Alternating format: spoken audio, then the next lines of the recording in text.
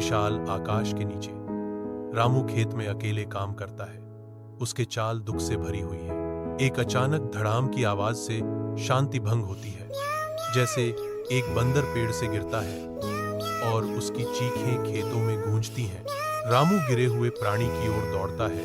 उसका चेहरा चिंता से भरा हुआ है। कोमल हाथों से रामू घायल बंदर को उठाता है। उसे करीब से पकड़े हुए वह उद्देश्य के साथ चलता है।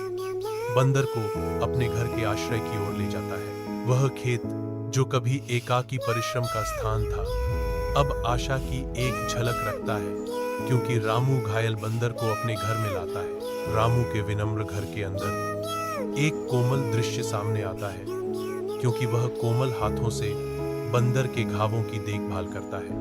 हर सावधानी पूर्वक चाल के साथ रामू घावों को साफ करता है। उसका स्पर्श प्रेम और करुणा से भरा होता है। रामू बंदर को खाना खिलाता है। उसकी आंखें घायल प्राणी के साथ गहरे संबंध को दर्शाती हैं। दिन बीतते हैं और रामू की समर्पित देखभाल में बंदर ठीक हो जाता है। अपनी ताकत और जीवन शक्ति को पुनः प्राप्त करता है। अपने स्वास्थ्य को फिर से प्राप्त करने के बावजूद बंदर रामू के साथ रहने का फैसला करता है, जिससे उनके स्नेह और वफादारी का बंधन गहरा होता है।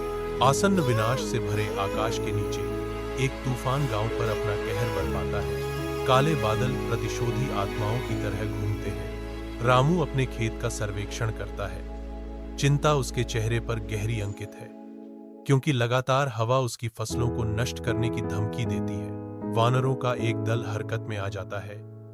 नाजुक पौधों को तूफान से बचाने के लिए आश्चर्यजनक निपुणता से लताओं से रस्सियां बुनता है। तूफान शांत हो जाता है, जिससे रामू का खेत उल्लेखनीय रूप से बरकरार रहता है, जो मनुष्य और प्रकृति के बीच के बंधन का प्रमाण है।